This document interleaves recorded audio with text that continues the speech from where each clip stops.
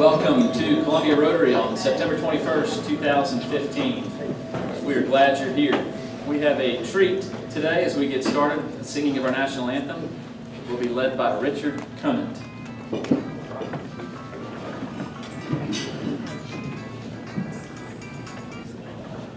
Oh, say, can you see by the dawn's early light what so proudly we hailed at the twilight's last gleaming, whose broad stripes and bright stars through the perilous fight o'er the ramparts we watched were so gallantly streaming, and the rockets' red glare, the bombs bursting in air, gave proof through the night that our flag was still there.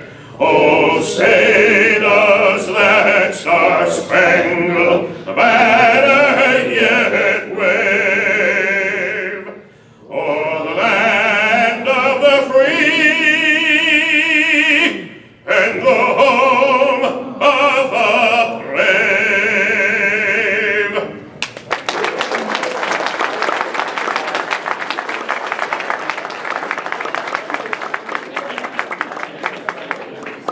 Thank you, Richard. That was impressive. For our invocation today will be led by Henrietta Baskins. Thank you. Let us pray, please. God of all universes, Father of glory, we thank you for this day and for this time of fellowship.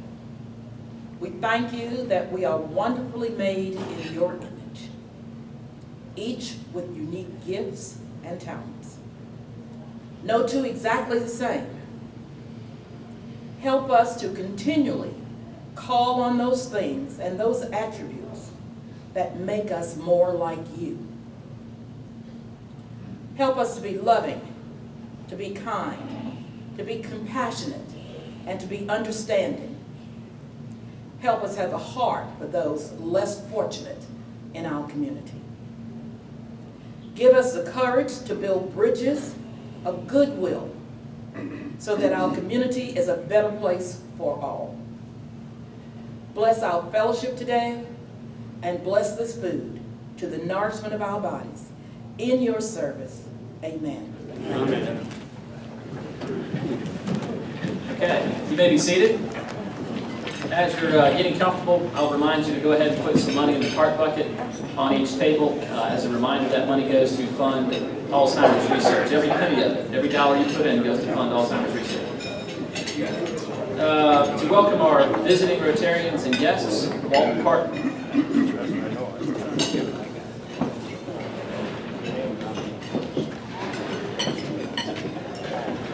Good afternoon. We have two visiting Rotarians with us today, Mr. Ray Carsey from Main Street Rotary, and we have a special guest, Ms. Ione Cockrell, who is our Area 2 Assistant Governor.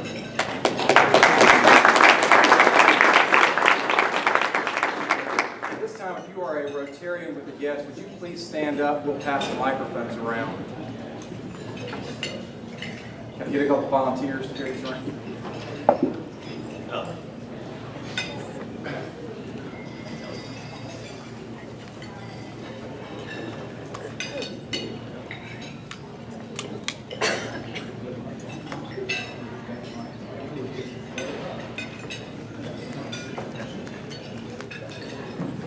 Hi, I'm Adam Jordan. My guest today is AJ Holloway. AJ is an attorney with Gallivan, White & Boyd.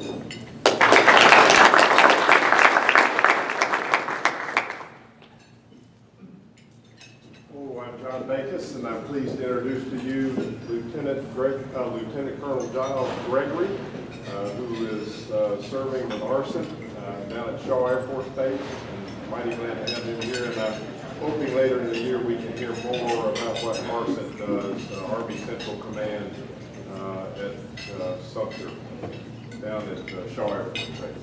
And I also want to introduce you two young ladies who are in Interact. They are from Fort Mill, South Carolina. They are doing a project that's sponsored by Rotary International, and they will be speaking to you in just a little while. Analia Maserati and Shannon Doyle.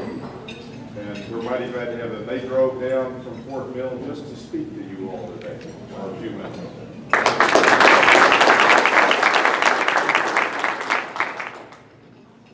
I think that's it. Warm welcome to all of our guests. We hope you'll come back and see us.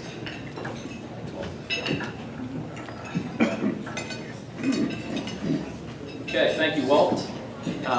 For this week's Health and Happiness Report, we have Anne Marie Scarrett.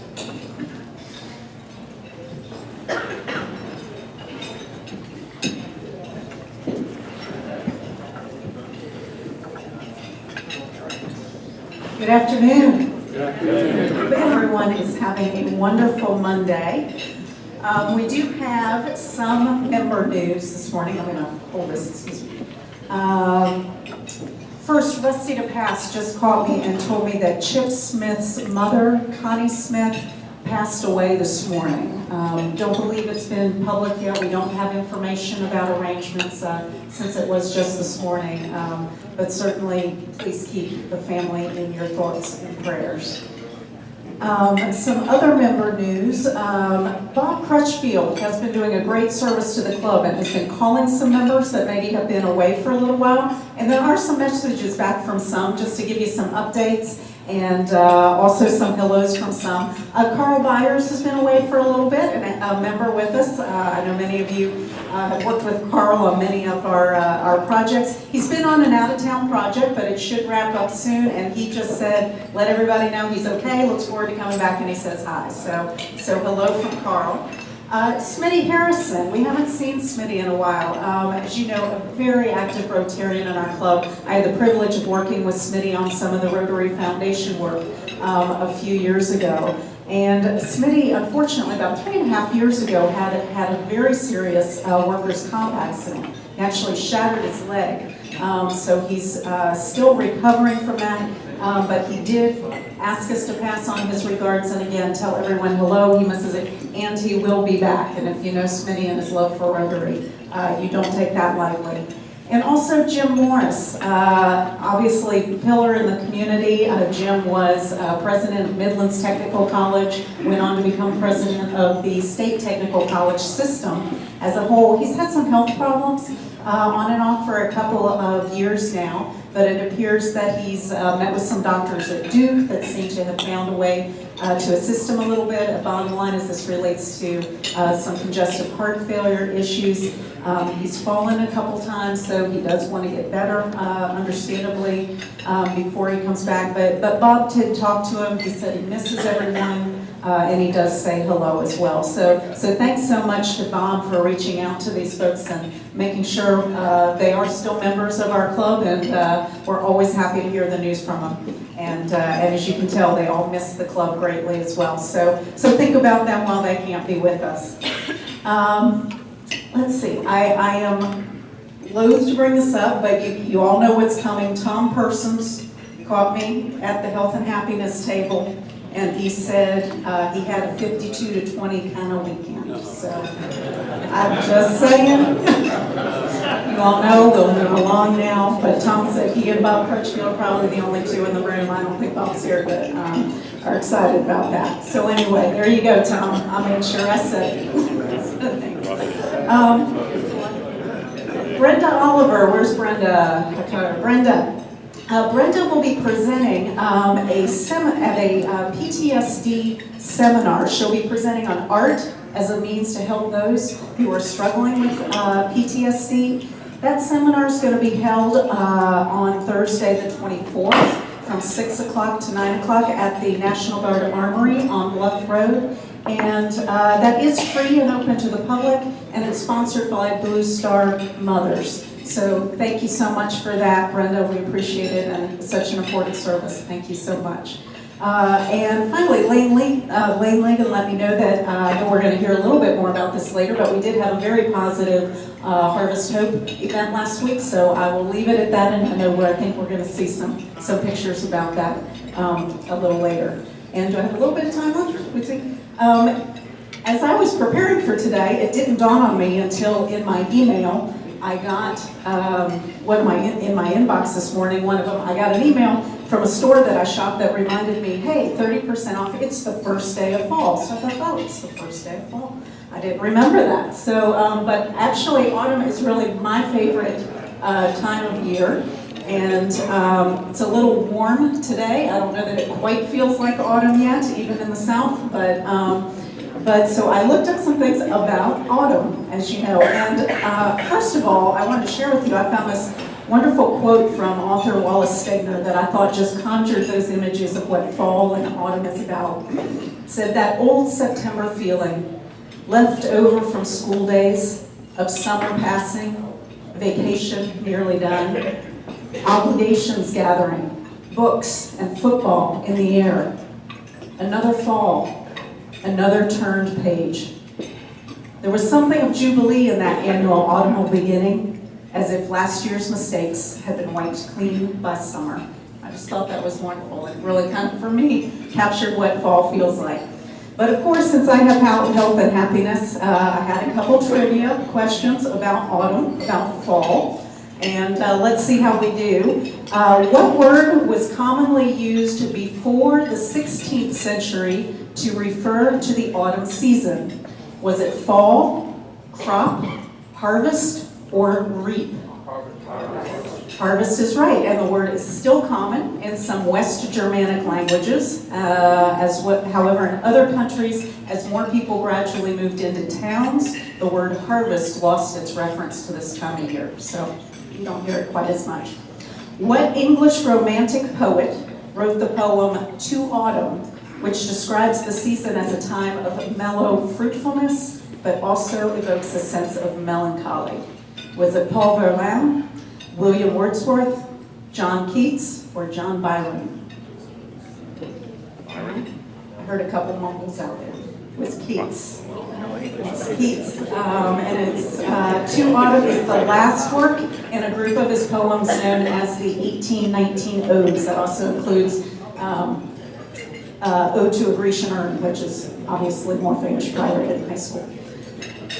In the Northern Hemisphere, autumn begins today, in September. When does it begin in the Southern Hemisphere?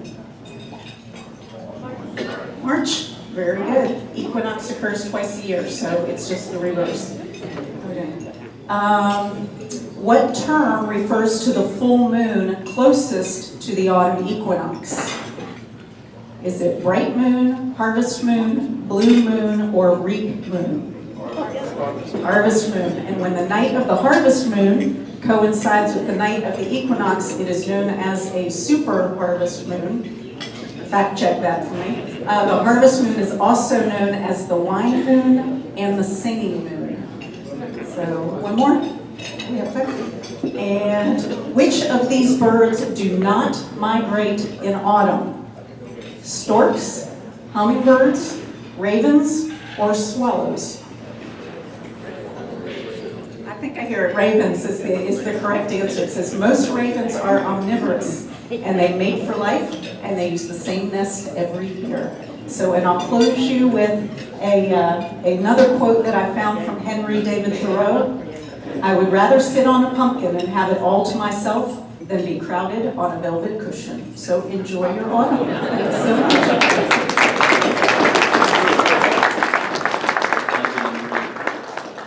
I did notice one additional guest who slid into the back of the room here, Mayor Steve Benjamin. Thanks for being here.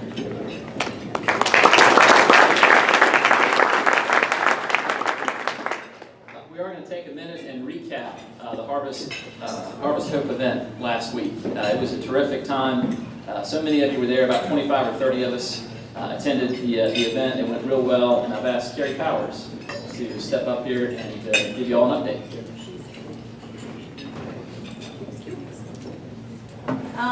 So Harvest Hope was a really fun time. I know a lot of people think about serving the community, but for me, going to Harvest Hope with fellow Rotarians was a pretty awesome event. It's the second time I've done it. I got to talk with a bunch of people that I don't normally get to talk to at the meetings. I always joke that I always sit at the front table by myself a lot because I have to run the camera.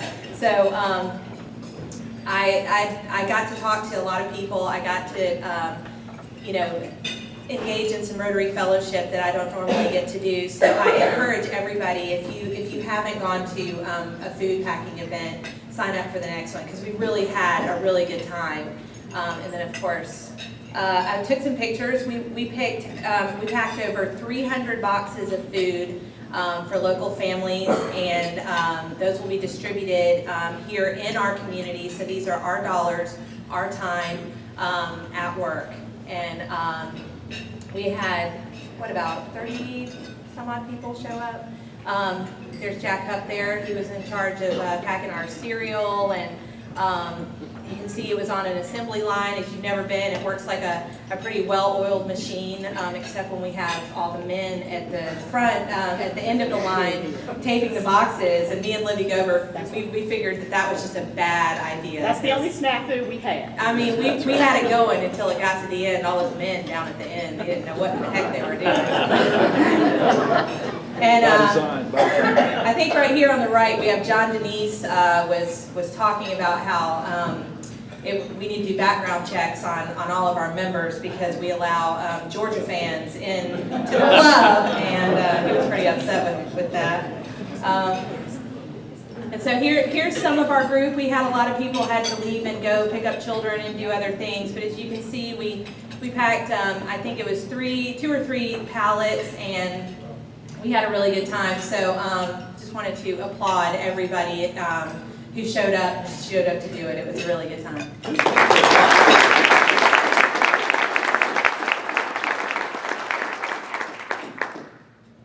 Here's our group that was there, and Jones DuBose, I don't know if he's here, he's the chairman of the Harvest Hope Board, so I got to talk to him a little bit. It was a good time.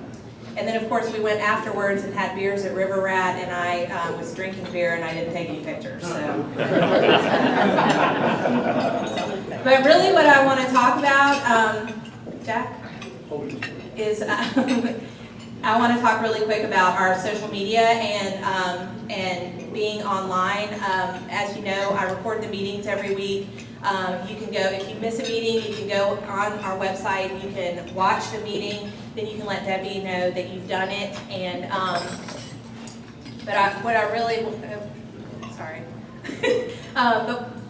as far as social media goes, every time I post to the website, it automatically posts to our Facebook page and our Twitter feed. So how many of you in this room tweet on a daily basis? Alright, so that's not really a whole lot of you. How many of you don't know what tweeting is?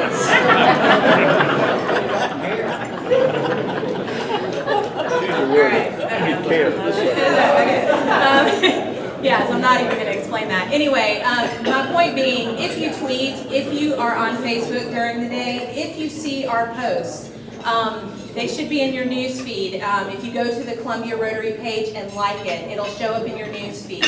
If you will please share all of these posts as I put them on the website. If you will share them with your friends. I know I share every single thing. Roger Corson, where is he? Is he not here today? I'm having trouble with names this week.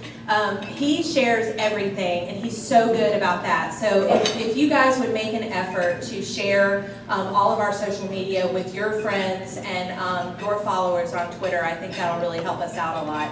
And then, of course, I send out my email every single Friday. I send out the email about the Monday meeting, and I wasn't really sure if anybody was actually reading my emails. I felt like they were just deleting those emails until I think 53 of you emailed me back when I spelled the Major General's name incorrectly on my apologies. I did correct that as soon as possible, but I do know that a lot of you read my emails, so that makes me happy. So follow, retweet, share on Facebook, and get the word out about what we're doing here.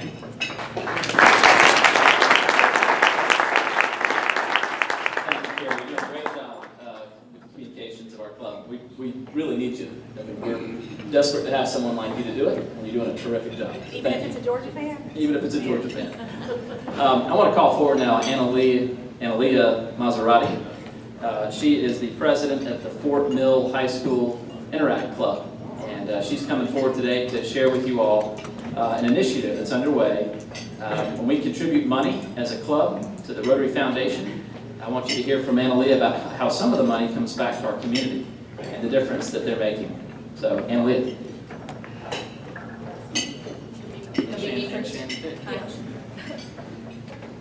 Hi, first I would like to say thank you so much for having us here today. We're really excited to share our presentation with you. And as I said, I'm Shannon Doyle and this is Analia Maserati. And we're both heavily involved in the Interact Club at our school at Fort Mill High School, which is part of the reason we're here today. So earlier this year, we spent about 4 months working with the New Gen Peace Builders, which is a program funded by Rotary International, where we worked with 2 advisors and we learned a lot about peace building and peacemaking and how to sustain peace. And throughout that project, we learned about the corridor of shame in our state, which is the term used to describe the section in our state along I-95 with severely underdeveloped school districts. And through learning about this, we realized how fortunate we are in Fort Mill and other areas such as here in Columbia, and how we're kind of the islands of our state since we vary so much. So for example, we found that 79% of the kids in these areas are deemed to have unsatisfactory levels of education, and the dropout rate is between 44 and 67%. And also the teachers are 3 times more likely to have not satisfactory certification. And when we learned about this, well, first off, it was our first time learning about this. We hadn't heard about this before, and we know that a lot of other people in our school and in our community and just throughout our state really don't know about this issue.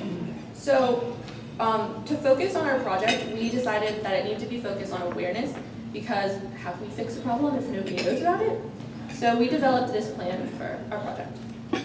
So our first step was to talk to the task force who was already on trying to fix this issue.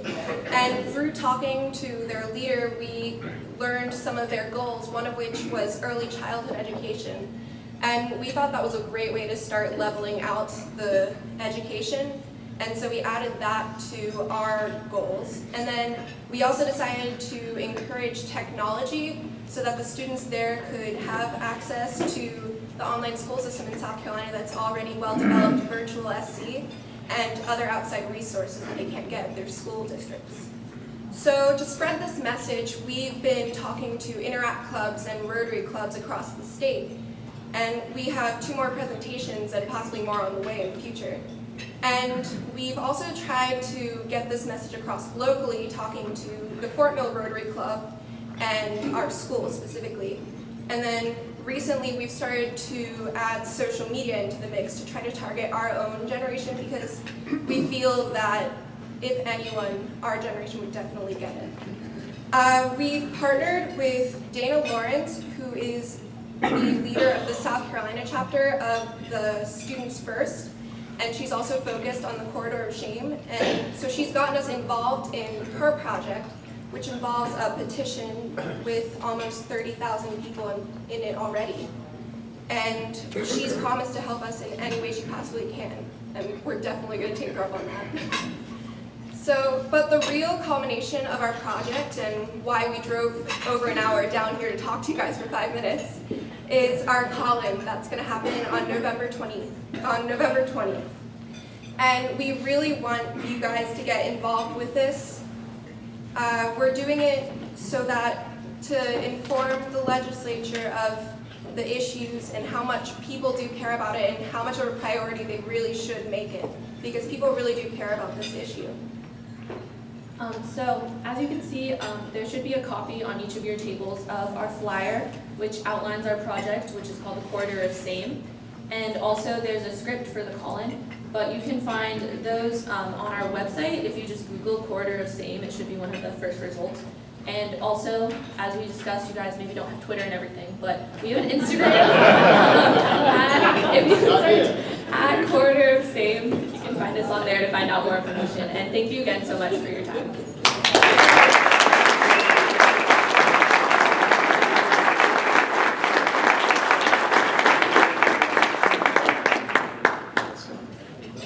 Annalia and Shannon, thanks so much for coming down and for the presentation. We'll look forward to the November 20th event and share it on Facebook and Twitter. We'll now go to our program and to introduce our speaker today, Jack Hubbard. Thank you very much, President Mark. And I had a lot of minutes devoted to talking about Rotary and our long association with Fort Jackson. I'm going to cut my remarks down to literally nothing. I think you're interested in hearing the commanding officer of Fort Jackson rather than me talking about my background with the fort. So here I go.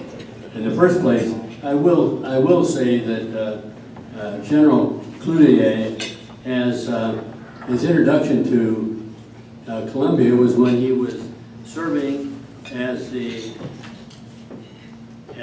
director of force management in the headquarters of the Department of Army as the deputy chief of staff G3, something like that. Yes, sir. And that's what.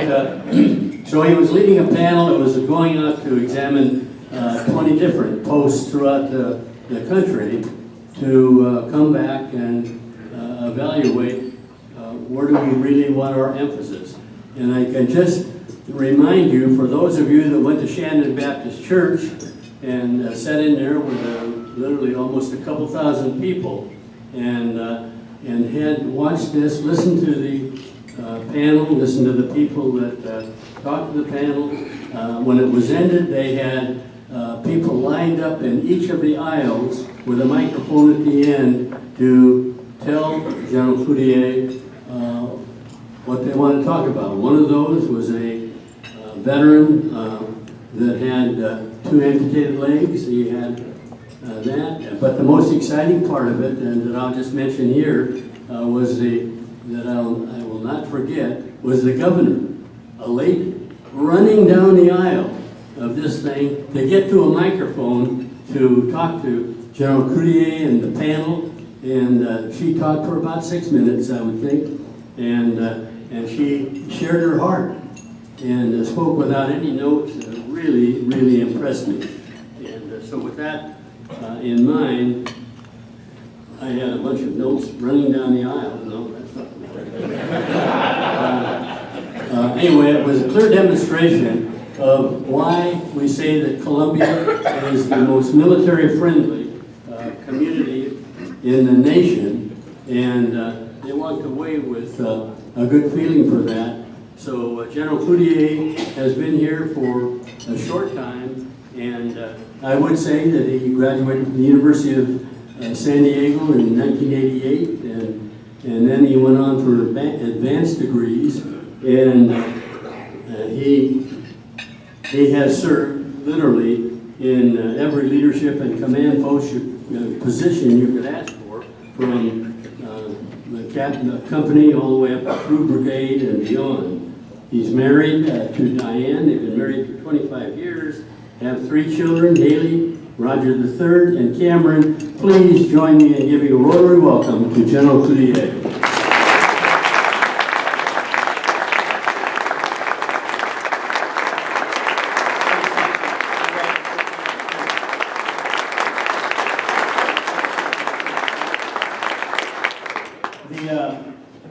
The end part of that story with Governor Haley was she ran down the aisle and she talked to me directly for 5 or 6 minutes, and at the end of her discussion, she looked me in the eye and she said, "Now, General, do you have any questions?" And I said, "No, ma'am." I want to recognize Mr. Benjamin, my friend back there in the back. Ladies and gentlemen, distinguished guests, before I get started, as we got here early, I was kind of chatting with some folks, and I realized we have some veterans in the audience, so if you'll indulge me, if you are a veteran of any of the armed forces at all, would you please stand so we can honor you?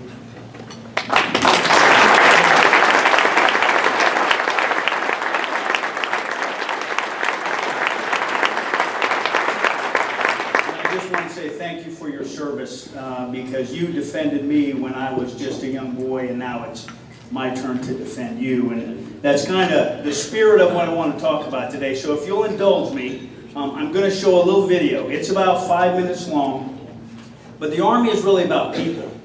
And what occurs at Fort Jackson is about people. And it's about great young American citizen volunteers who raise their hand every single day to defend freedom. Great young Americans like these two young ladies, and I got people who may want to talk to you after this. If you're not doing anything next year, we might have a job for you. But the real point is, Fort Jackson and the Army is about people. And so I just want to show you this video. Again, it's about 5 minutes long. And then at the end, we can have a little discussion. I'll take some questions from you. So Ty, can we go ahead and hit it?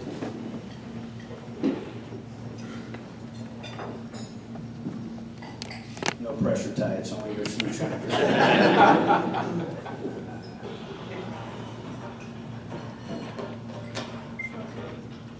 That's not working too well.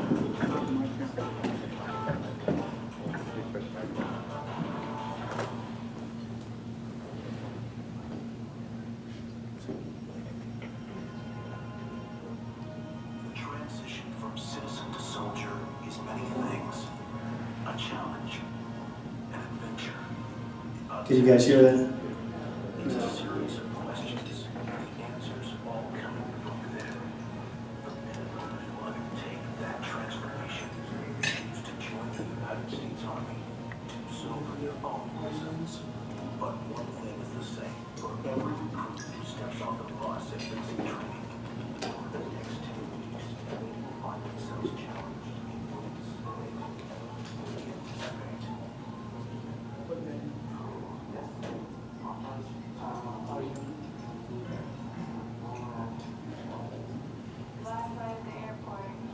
When the drill sergeant got there, I was like, oh, it's getting real now. As soon as I got here, I was terrified. I'm actually in an Army boot camp. I chose to join the Army because I felt it was necessary to serve my country. Most of my friends, they're going to go to college, they're going to be in debt for who knows how long. I know that I already have a set job.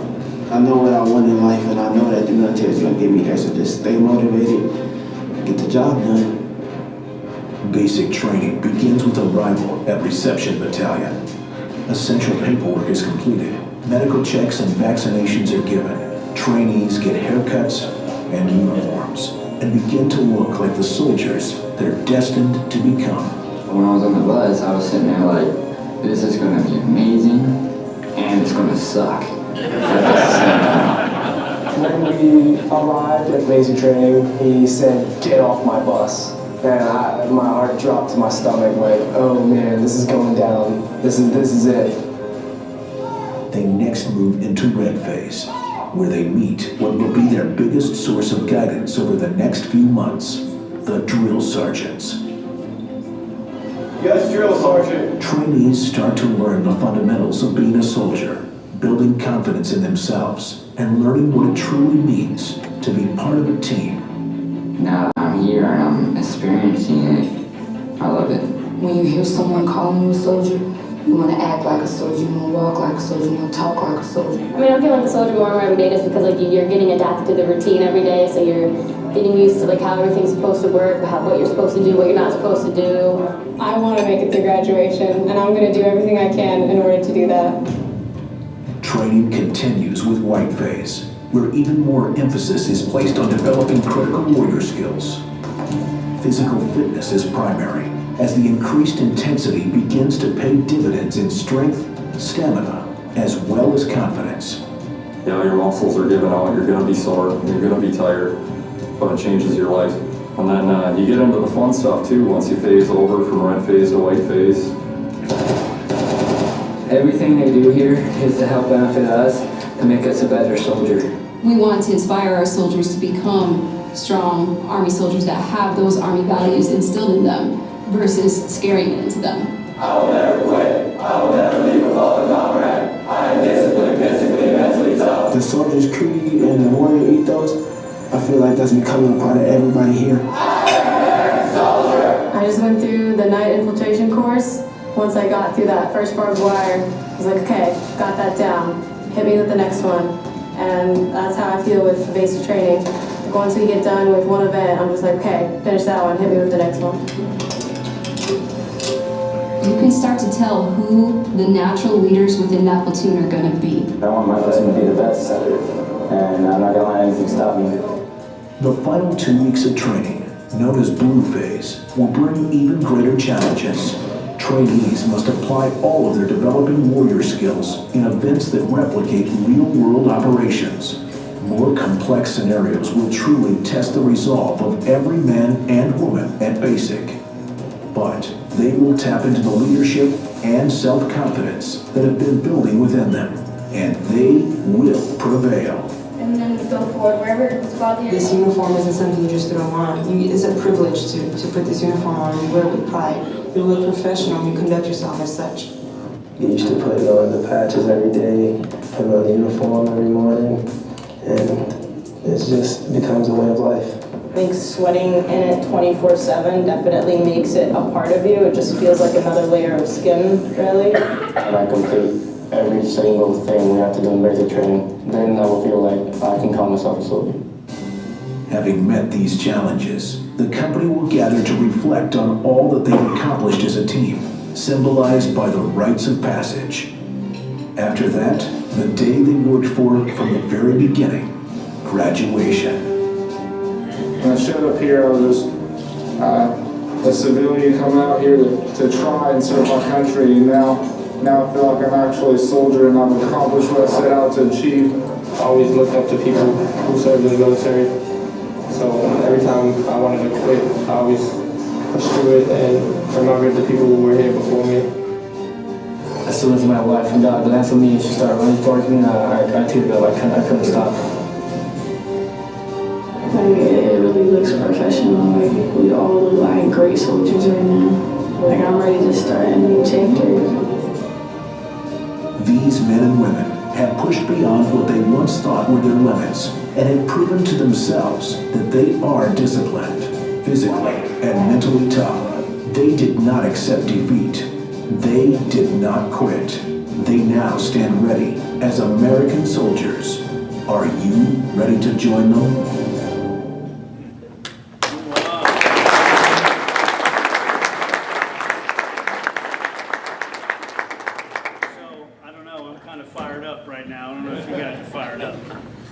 I wanted to take just a second and show you that video because for the veterans in the audience, is this on? I don't know if this is on. Can you guys hear me?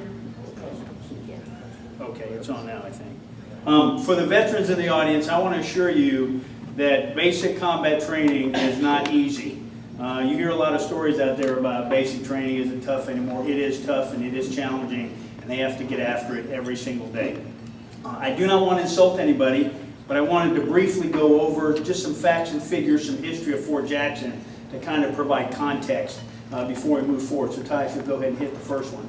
So this is a relationship that's been going on since 1917. We're in the 98th year right now. In the very beginning, the City of Columbia donated $50,000 and about 1,200 acres to establish the post. And then the Army bought another $19,000. In 2017, we're starting the centennial year. That's 100 years of the relationship between Fort Jackson and Columbia. And there's going to be a series of events that are going to culminate with an Army ball and then with a ribbon cutting ceremony on a centennial park that's going to be built through cooperation with the city and some donors right there on Fort Jackson. Had all kind of units come through here. It's always been a training site and a place for folks to come and train before they deploy. Go ahead, Ty, next please. What is on Fort Jackson? There's a lot of stuff on Fort Jackson that people do not know about. Sure, we do Army basic training, and that's the first thing, basic combat training. Right below that was advanced individual training for wheeled vehicle mechanics. That was the 187th Ordnance Battalion that recently inactivated. That was part of some restructuring the Army did, and that is moved to Fort Lee, Virginia, kind of consolidated with the other mechanic training. So that's gone. We've got Task Force Marshal. Those are our Navy folks that are getting ready to deploy downrange to the Horn of Africa, Djibouti, Iraq, Afghanistan, or anywhere like that. And they come through a 3-week course at Fort Jackson where we train our sailors on how to be soldiers, basically, fire their weapons, survive on the battlefield. Then you've got the U.S. Army Student Detachment. So if you are a student in the United States Army and you're going to graduate school, you're in a fellowship, basically anywhere around the world, you belong to Fort Jackson. We manage you and we track you and we make sure you're paid and all your records are up to date. And that's about 3,000 folks spread all across the globe that are going through education programs. And we've got the Soldier Support Institute. You can see the Adjutant General School. That's our human resources folks. Financial Management School. We've got the Army School of Music. Not a lot of people know that that is at Fort Jackson. Also the NCO Academy, the Non-Commissioned Officer Academy, where we train NCOs. And then we've got the Inter-Service Postal Training Facility, and we train all postal folks from all of the services, Army, Navy, Air Force, and Marine Corps on postal operations, because as some of you know, if you're far away from home, getting a letter in the mail is a big morale booster, so we've got to make sure we do that. Then we've got the Armed Forces Chaplaincy Center. That's all three services, Army, Navy, and Air Force. We've got the National Center for Credibility Assessment. It's a fancy way of saying polygraphs. So the entire Department of Defense and the federal government, anybody that's associated with polygraph testing or training, that facility is located on Fort Jackson, and all the training occurs there for all the three-letter agencies. So anybody that deals with polygraphs is trained at Fort Jackson. We've got the Drill Sergeant Academy. We train all the drill sergeants for the entire Army, regardless of where they serve. They come through Fort Jackson. We've got Victory College. We have a Master Fitness Trainer Center. That's for us getting left of the injury and training our soldiers to prevent injury so that they can remain combat ready and physically fit. That occurs there. We've got a Master Resiliency Training Center there too, and that's about helping young people cope with stress and cope with adversity as it comes up in their life. And so what we found is that some of the younger generations may not have some of the coping skills that we grew up with. And so we teach them how to deal with adversity. Adversity, thank you. And then we got pre-command courses out there. Anybody who's going to take command of a company or a battalion or a brigade comes through there, and we do some training with them. The 81st Reserve Support Command, they support us, and that's our reserves. We've also got some Navy folks out there. We've got MEPS, and then we've got the recruiting battalion. So people who are getting recruited and then in processing into the Army. So there's a lot that goes on at Fort Jackson. And I must say, before I came here and I was assigned here, I had no idea what occurred there. And it's important that we understand that. And my job as the commander of Fort Jackson is to make sure the rest of the Army understands the critical importance of this base and what occurs here. Next slide, real quick, Ty. Training, we do a lot of it. We are the largest initial training installation in the Army. 54% of every soldier that comes in the Army comes through Fort Jackson for basic training, and then 64% of all of our female soldiers. And that's interesting, you know, there's a lot of discussion going on about opening different combat roles to women. We had the first 2 female soldiers graduate from Ranger School. So all that is occurring, but the bulk of female soldiers come through Fort Jackson. Trained about 42,000 soldiers in FY14, probably do about 45,000 in FY15. And then we've got another 26,000 or so that are trained through some of the other schools. So we've got about 70,000 soldiers that come through Fort Jackson on an annual basis, and that is a heavy training load, and it's the largest in the Army. Now, as you guys know, associated with basic training are about the 5,000 family members that come in every week. We have family days on Wednesdays, and then graduations on Thursdays. So all those family members come in, stay in the hotels, eat in the restaurants, part of the community. And I did want to thank all of you, because for a lot of them, this is the gateway to the Army. They have never had any contact with the military. They know nothing about it. They come to Fort Jackson, they come to Columbia. They're treated so well. They're thanked by everybody. And the overwhelming comments that I received from family members was, wow, this is a great place to be. Everyone is so nice. And so I want to say thank you for treating those family members so well. And those young soldiers on Thursdays that are out there in the restaurants downtown having just graduated, you guys are so, so welcoming to them. And we're very thankful. Next slide. So one thing that I think is important that we understand, where that red circle is, that's basic combat training, 10 weeks. When I went through basic training, it was 6 weeks, then it went to 8, and now it's at 10. But that's only step 1 in a soldier's journey. You see that next line on, or the words on the line there, advanced individual training. That spans from 4 weeks to 63 weeks of additional training, depending on what your job is. A human resource specialist, for example, will do about 4 additional weeks of training after basic, and then a linguist will do about 63 additional weeks of training before they go to their unit. So there's a misconception out there that folks graduate from basic training and then they potentially deploy right to combat. They have to go to some advanced individual training, get some additional skills, and then they go to their first unit of assignment. And next slide, Ty. Got about 3,500 active duty military, 3,500 DA civilians, about 12,000 family members that are on the post, and a whole bunch of retirees, about 46,000. And so there's a lot of economic exchange between us and this community, somewhere between $2 and $2.2 billion of annual economic exchange. So we, our relationship with the community is critical, and we appreciate all the support that you guys give to our soldiers and families. I tell you, everywhere I go, in just about every business I go to in Columbia, there's a sign or the people tell me, hey, there's a military discount. And I got to tell you, I have lived in cities and communities where that does not occur. And so that's a testament to your partnership with Fort Jackson. Next slide, please. And then there's the centerpiece. This is what we're all about. This is who's training those great young American volunteers that come into the Army every day. You can see they're in their early 30s. They've got about 12 to 13 years of education. They come from all different military occupational specialties across the Army. One thing to note, 40% of our female drill sergeants are single parents, and almost 8% of the males are single parents. So we've had to do some unique things out there. A drill sergeant works 7 days a week, 18 to 20 hours a day, depending on what they're doing, and they have children. So we accommodate that by our daycare centers on Fort Jackson run 24 hours a day. So a drill sergeant who has to come on duty at 9 o'clock at night can bring their children in, and they'll stay overnight there. So we accommodate them.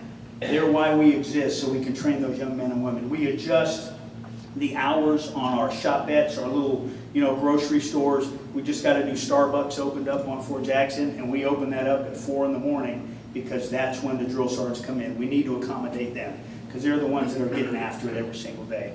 And they are the ones that transform our great citizen volunteers into soldiers in about 10 weeks.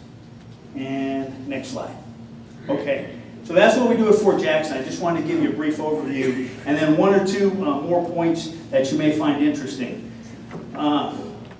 So there are some changes coming to Fort Jackson. A couple of the things we're doing, we're working on some quality of life issues there. This past FY, we did about $100 million in contracts. And is there anybody out there associated with the utility business? Anybody? One? Okay, well, I was looking at my bills the other day, and FY15 we spent $15 million on utilities alone at Fort Jackson. That's a pretty hefty chunk. So we got a lot of quality of life programs that are going on at Fort Jackson. We're looking to partner and how can we become more efficient and conserve resources. We're also looking at making basic combat training a little more strenuous. So it's hard, but at the end you saw the lanterns or the torches. That's called the rites of passage. That's when you come out of the field after your last exercise and you get issued your black beret, and that's when you officially cross the line and become a soldier. We're going to make it a little more strenuous. We've included some testing in there. We've included some warrior ethos evaluations where you and I go through basic training together and we do a lot of things, and sometimes the drill sergeant's around. Well, at the end, you get to evaluate me against a set of values and ethos and see if I'm upholding those values. So we're making it a little more strenuous. We also may potentially do some gate modifications. Now, Gate 2, the one off Forest Road, is the main gate. We're probably going to have to shift some traffic over to Gate 4, Exit 15, right, Mark? Exit 15, Percival Road gate.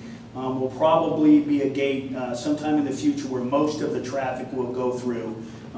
We've got some construction issues we got to work on out there, but you may see a shift in traffic off Forest Road more towards Percival Road. But that's what we do every day. And again, I just want to end my presentation before I open it up for questions and say that I've been in the Army 28 years, and I've lived all over the world in many, many communities, and I did come here as the guy from the Pentagon. to hear your story. And I went to 30 installations. Every single installation told me, we're the most military-friendly community in the Army. Every single one said it. And Columbia, the Midlands, you guys said it too, and I said, okay, I got this. But in all the places I have ever lived, this is truly the most military-friendly community I've ever lived in.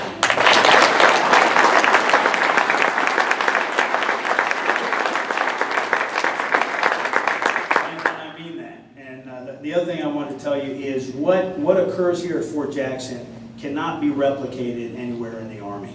This is a unique capability that exists to produce soldiers, and again, we do the bulk of producing soldiers for the Army. So this is a unique capability. We have some excess capacity here at Fort Jackson, and I'm making sure that the Army leadership understands that we have some excess capacity, and if they need to move something here, we'll be glad to take it. So, ladies and gentlemen, that concludes kind of my pitch. I am open to questions if you have any. Sir. You stated that when you came here, you had no idea what all Fort Jackson did. I'm curious as to why not, and how you're going to transfer this information to the rest of the Army. Well, it's interesting. You know, the Army's a big place. By FY15, there'll be 1,045,000 soldiers in the total Army, and about 260,000 Department of the Army civilians. So about 1.3 million people are in the Army, spread out all over the world. And we think, sometimes you think you know what's on an installation, and you go, Fort Jackson basic training, but you don't necessarily see all that other stuff I talked about. So when I go back and talk to my leadership, I make sure that they're aware of what goes on here. We've had some key visitors come down. I make sure I show them around. I make sure I move the message.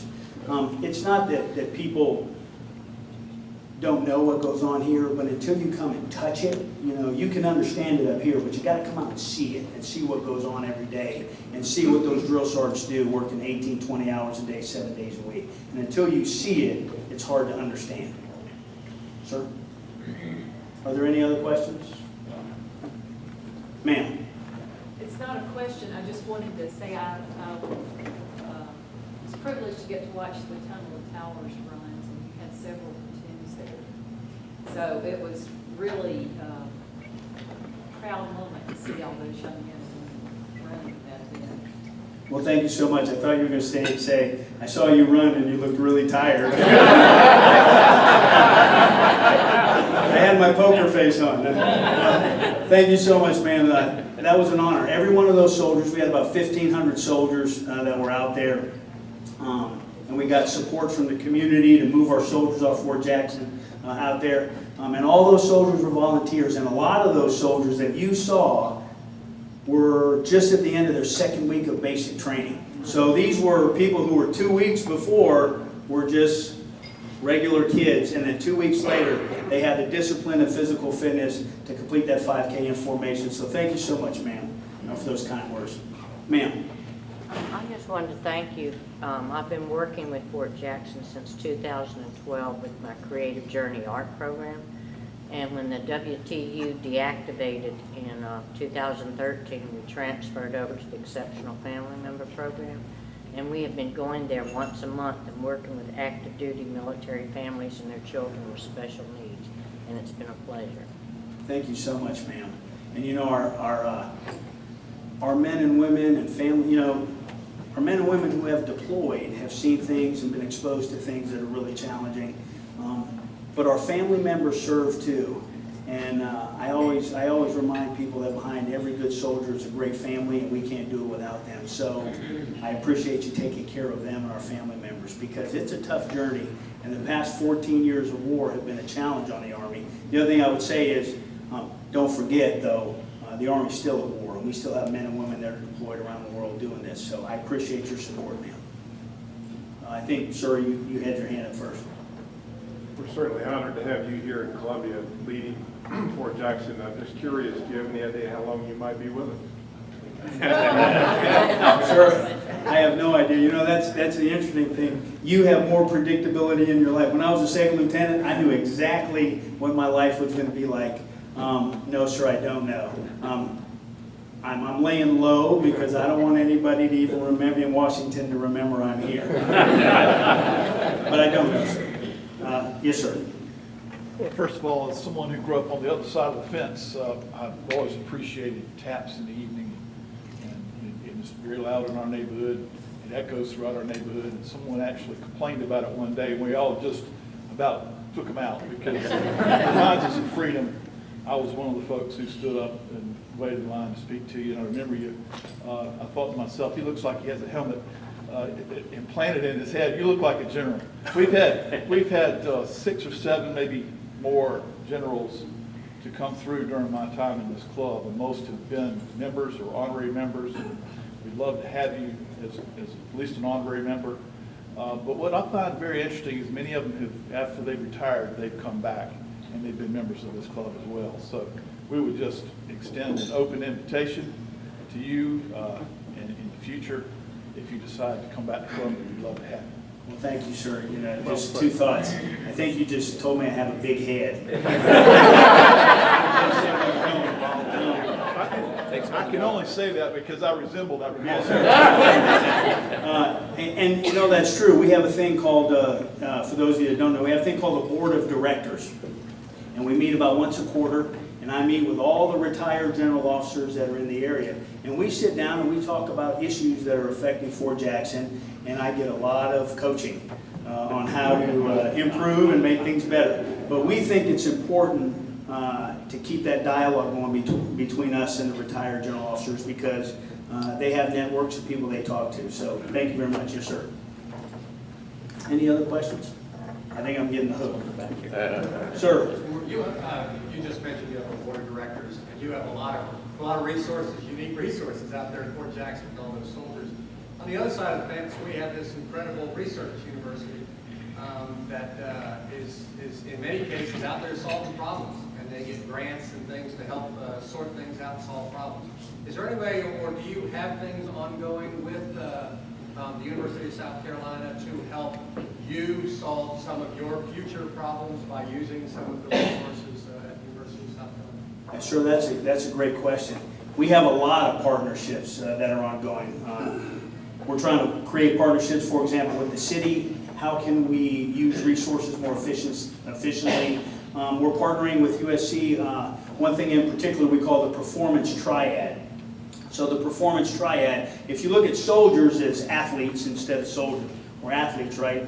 And the Performance Triad consists of getting proper amount of sleep, proper nutrition, and proper physical fitness. Well, when I was meeting with President Pastides, we were talking about that, young people and dealing with stress, and he said, well, Roger, you know, I've got the same problem. I meet with all the freshmen that come into USC every year, and I say, hey, you are not going to be successful in college if you don't get enough sleep, if you don't eat well, and you don't exercise. So we're partnering with them on that. We deal with the same type of issues associated with sexual assault, sexual harassment. So there's a lot of partnership between the Army and the University of South Carolina on ways to eliminate that from the Army and from the university. So we're open to any type of partnership at all, because I think we do a lot of things well, but we don't claim to do it all right, and we want to learn from whoever we can to make the Army a better place. Good for you.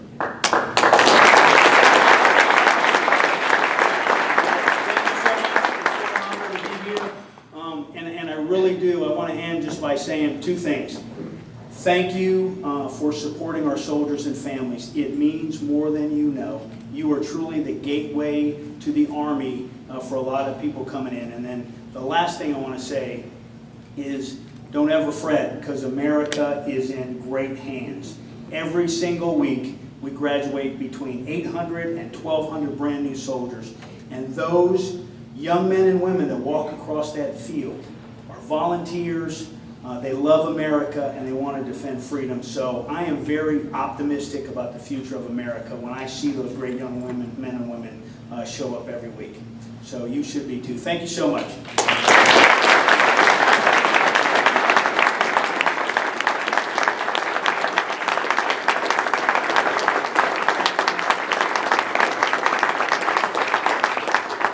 Ladies and gentlemen, we are honored to have you at Columbia Rotary. Thank you for being here today. today. Thank you for our service. Thank you for your service to our country. My honor, sir. We're going to close with Richard Conan, one last song. He's going to sing a cappella. My Country 'Tis of Thee.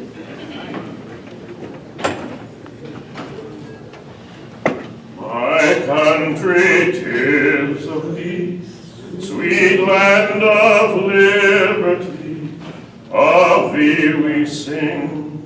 Land where our fathers died, land of the pilgrim's pride.